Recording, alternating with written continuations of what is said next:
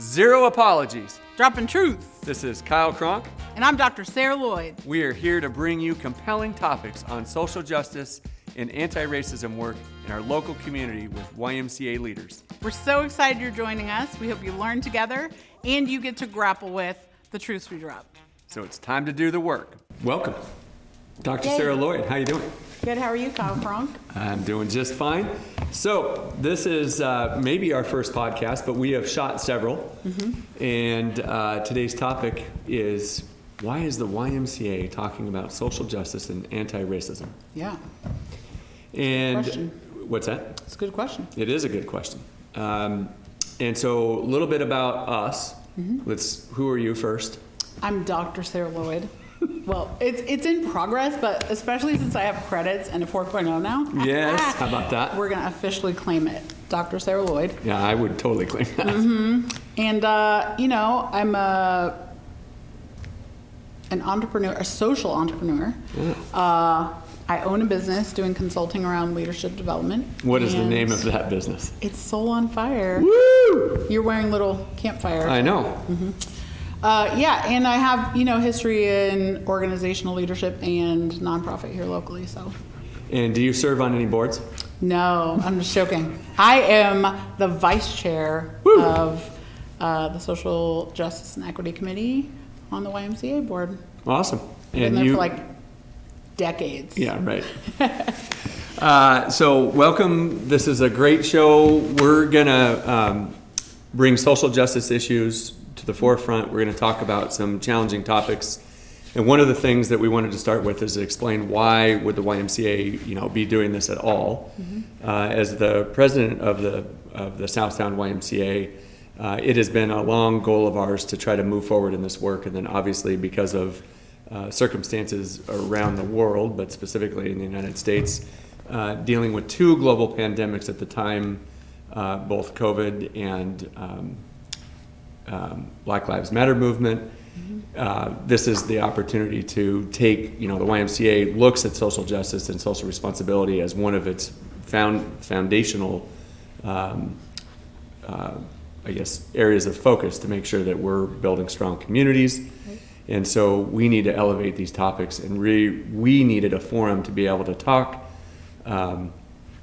in a safe place, maybe not comfortable space, but safe space to be able to bring these topics up so our members could start to interact with this so that we could elevate some of these topics that we're going to be talking about. So that's the impetus for the podcast or the vlog, whatever this is called, since we're on film.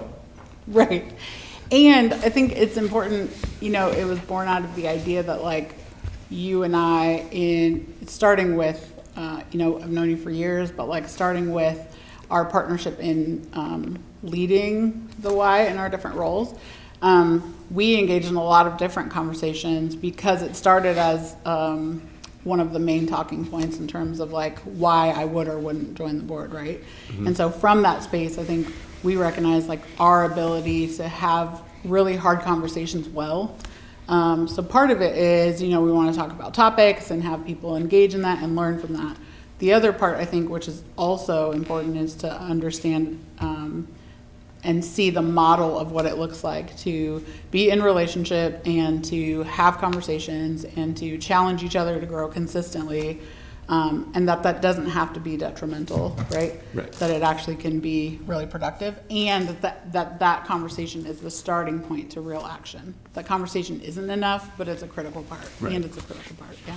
Yeah, absolutely. And kind of from the history of the Y's perspective of looking at, what does the Y do? The Y brings people together. We talk constantly in the YMCA about connection, relationships. We talk about belonging. We talk about all those things, and those are, prerequisites to any conversation. But something as intense and passionate about social justice and being anti-racist as it relates to everything that's been going on. I mean, the killing of black people. How can there be a conversation that leads to action without being in relationship and trying to find some maybe instructional way? Hopefully this is an instructional way to how do you get in relationship, and then once you're in relationship, how do you understand what your gaps are, where you can grow, where the other person can grow, and still at the end of that conversation, and hopefully some action following that conversation, how can you actually do something in the world that makes it, closer down the line of being anti-racist? Absolutely.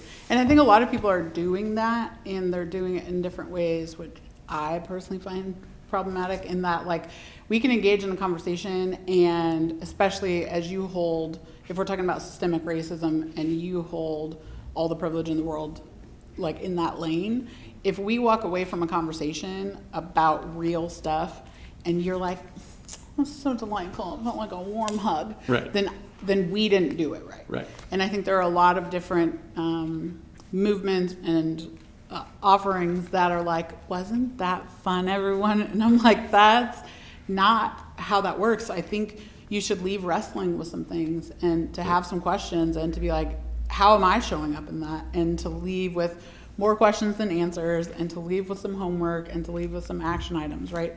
And so that's the goal, is really to create a podcast that does that, to say, like, we're going to talk about some key questions, like, Right. why do we care about whatever topic comes up? Why should you care about whatever topic comes up? And then, like, what do we do about that, right? And so that you leave with an understanding that is expanded, and you know exactly what to do about it, but it's not my job to make you feel good, right? Right. Like, that's what Nor is zero it apologies yeah, is right. about. Zero apologies, Droppin Truths. We'll introduce. There'll be a introduction to all of these that just stays consistent. And so, nor is it your job to educate me. Exactly. I mean, that's not the goal. Is not to sit here and figure out what gaps Kyle Cronk has, and Right. and can Sarah figure those out and, Right. and help point me down the path. But in these conversations, in all of them, I think we will all figure out that we've got gaps, and there's spots for learning. And then what are the topics that we're wrestling with? I mean, in looking at it both individually on an individual level, but also on an organizationally wide level. In that, we're struggling. Our whole team, both volunteers and staff, are struggling with this concept of learning right now, the educational system. And, everyone's going remote. Some people can afford all these other things that can surround kids with whatever they need. And Right. I don't think anyone really knows what everyone needs. Right. But it's going to be vastly different, particularly in the South Sound. Most schools are going all online.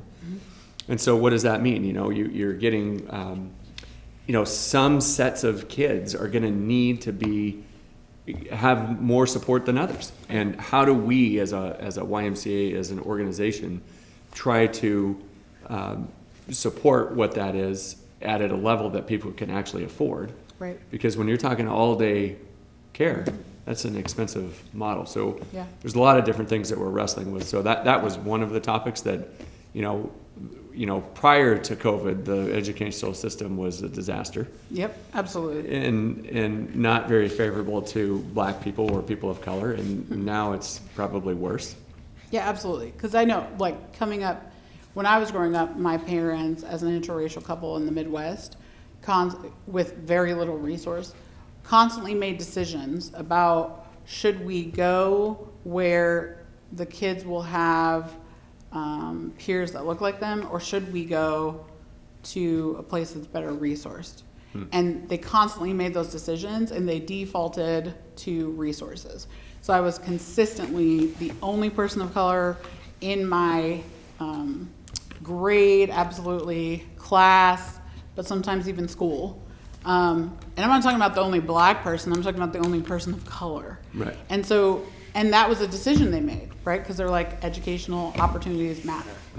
And so you would hope that progress happens, so that now, as I'm raising my 3 kids as a single mom, I get to make different decisions. But I'm steeped in that right now. Of, like, before COVID, I'm sitting here saying, okay, I bus my kids to North Thurston School District right now because they can be around peers that look like them, knowing full well that better education and more resources is accessible inside of my own district in Olympia. So, but then when they switch to middle school, you have to re-navigate all Right. of those things. Like, why are we in a space where I still have to make those decisions? Yeah.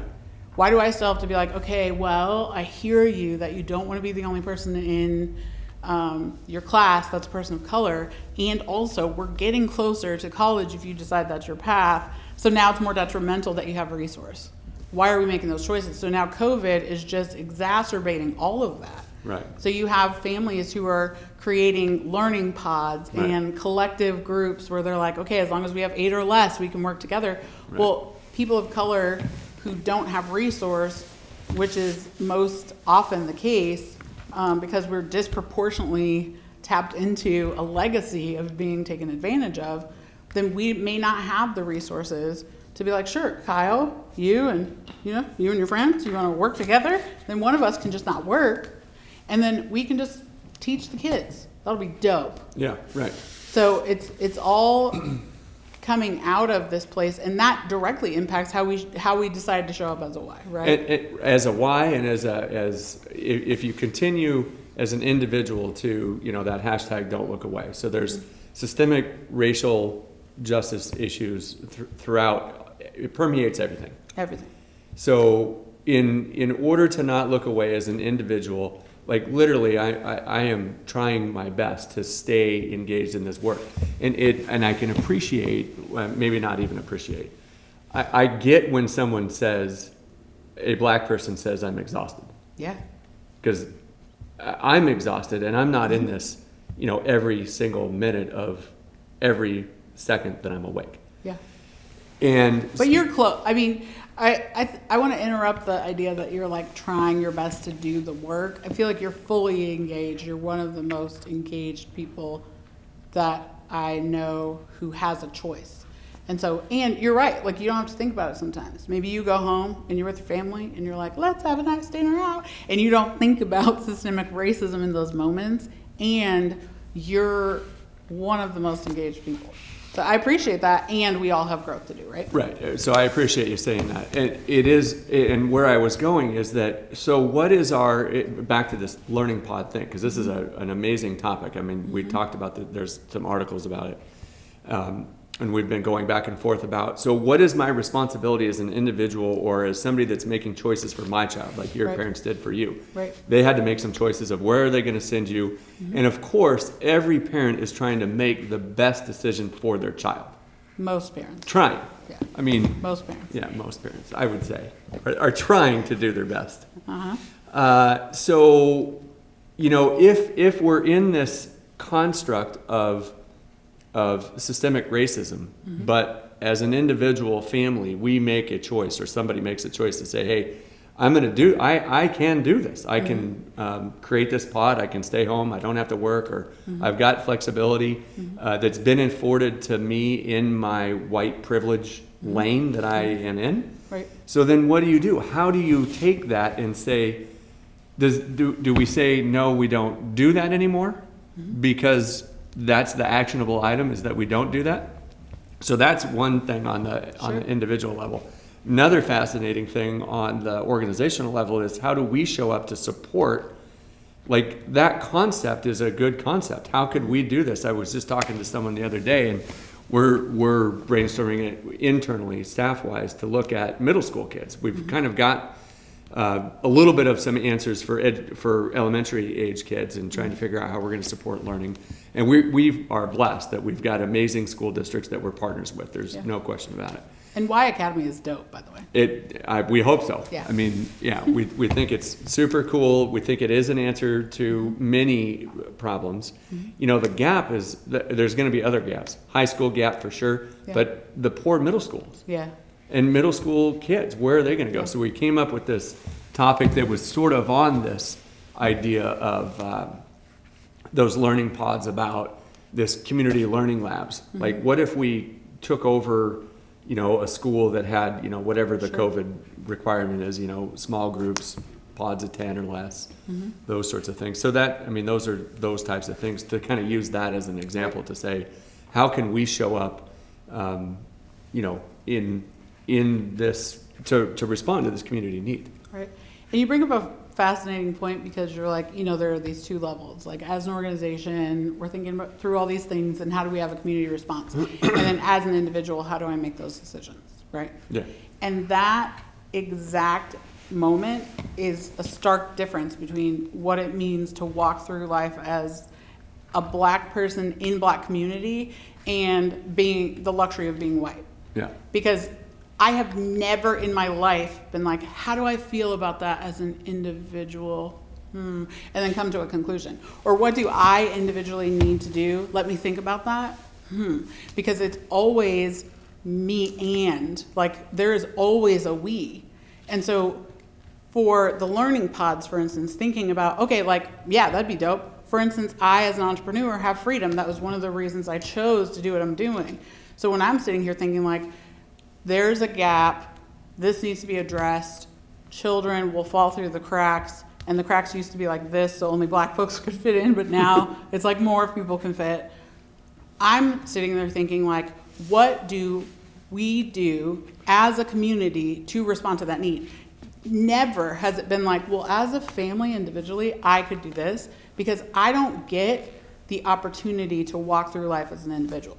I'm either a credit or a detriment to my race at all times. I'm always like, I need to be, for instance, going into grad school. I'm sitting here and I'm not even getting a PhD for me. It's our PhD, because I know what it's like to look at pictures in photos or brochures of professions and not see myself in it. Right. And so that's not an option for me. So what I want is 5 years, 10 years, 15, 100 years from now, for them to look at the first cohort of St. Martin's first PhD ever and be like, oh shit, like there were black people there. Woo! That's dope. Because Oh, I was yeah. 37 when I met my first black woman with a PhD.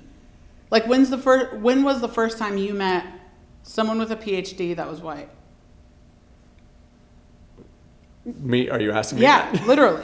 Oh, I mean, You were probably a baby. yeah, I was. You're like, little. goo goo gaga, Yeah. what's up? Yeah. Get your PhD. Yeah, little. I was 37. Right. And so, like, that's the thing. It's like, even in the Learning Pod conversation or in any other conversation, when I'm looking at how do we pick the best path forward, I have to think about, not for me, not even for me and my 3 little birds. It's like, what is the community impact? Right. What does that look like? And how can I, as a single individual, move through and make community-wide impact, because I don't have the luxury of being like, that would work for me and my family.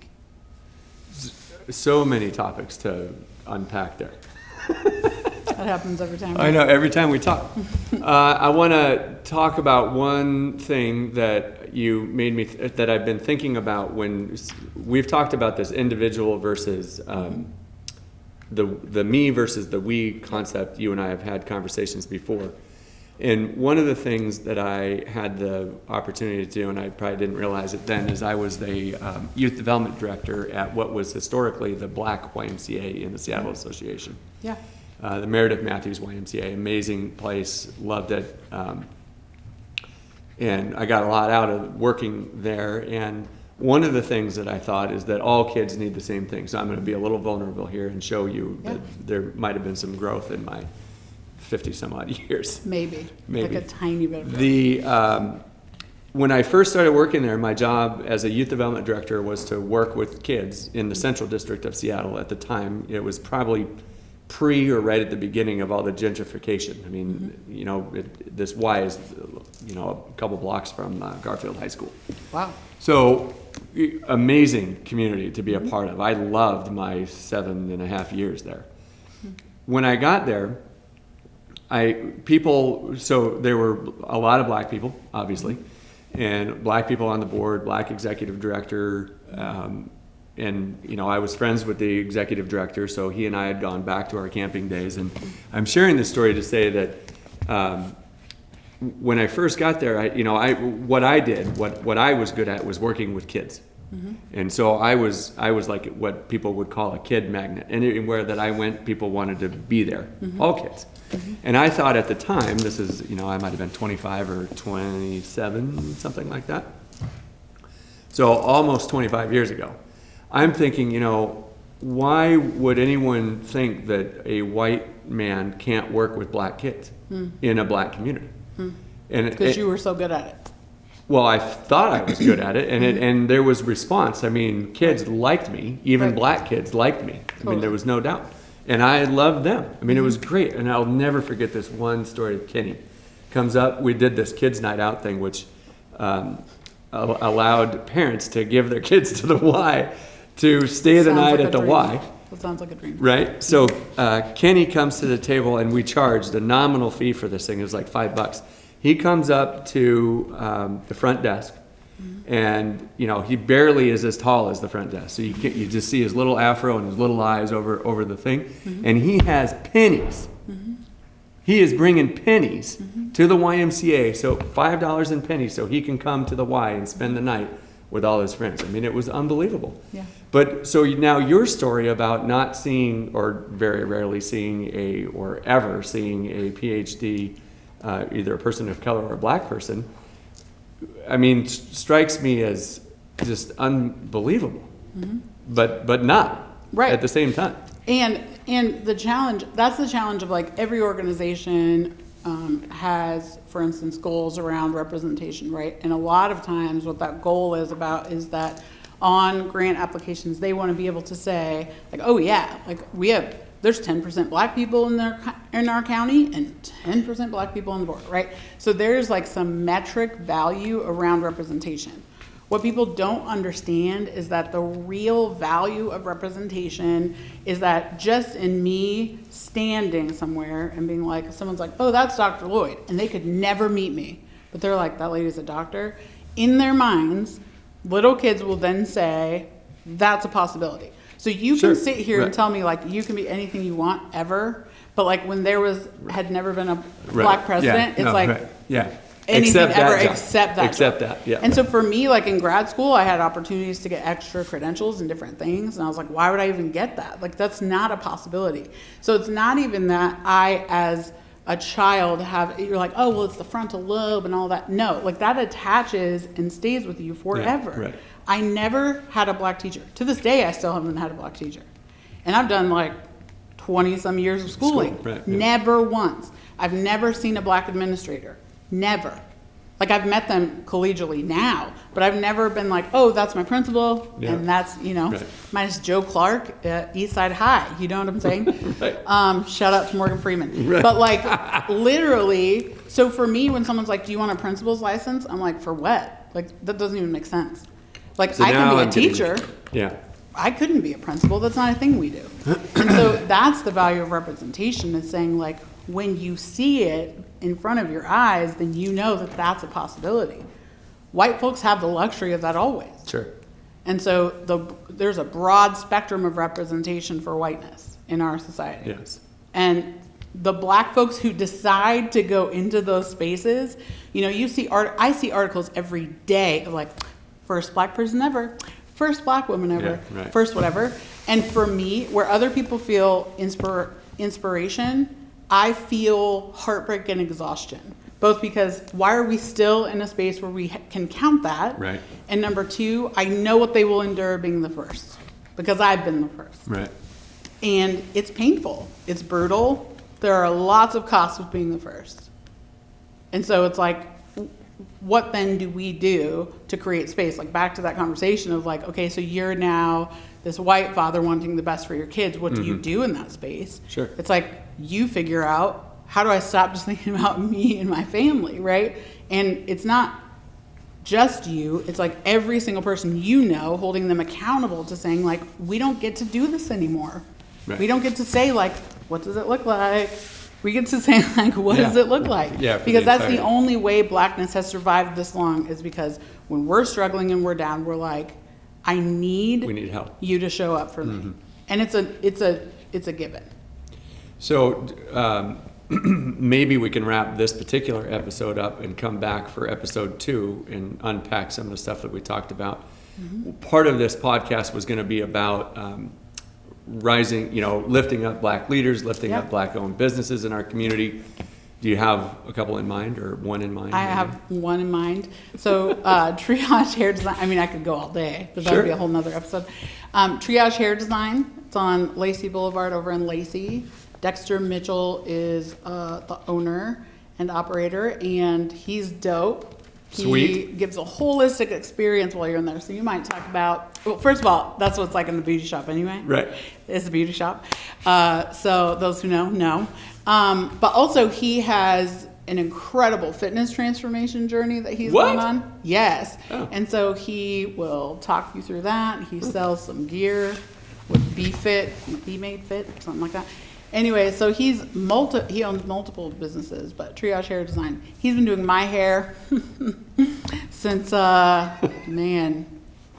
since it's been like 15 years probably. So he's Cool. dope. All right. Go see him. Zero apologies. Droppin Truths. It's a wrap.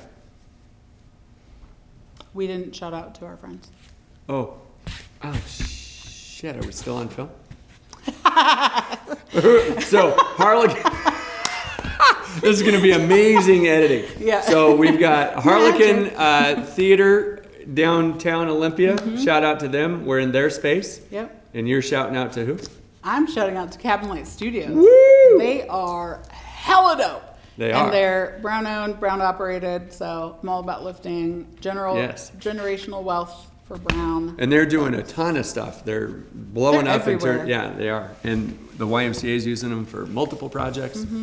Yeah, and they do dope stuff. So it's not even like, oh, okay. Like sometimes people think if you support minority owned business, you have to like sacrifice quality. Ooh. It's like, oh, white folks, Come on now. get it together. God dang it. But yeah, they're so dope also. Like best in town. So Love it. Go Cabin Light. yeah. Sweet. Well, Episode 1. it's been real. Look forward to seeing you next time. Bye. Oh, look gonna at be some we got the editing thumb magic. up.